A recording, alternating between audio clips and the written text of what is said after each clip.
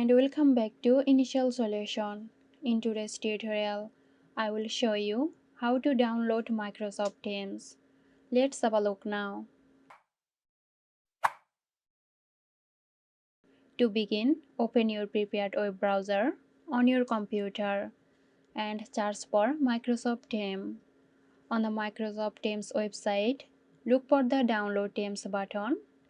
Click on this button to initiate the download process.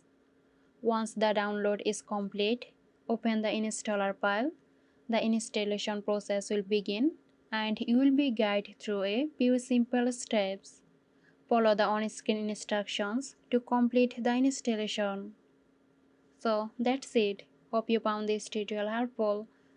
Stay tuned for more helpful tutorials here at Initial Solution. This video is sponsored by Girosoft. Girosoft offers graphic design, UI UX design, digital marketing and web development. Elevate your brand with Girosoft today. For more details, check the description box.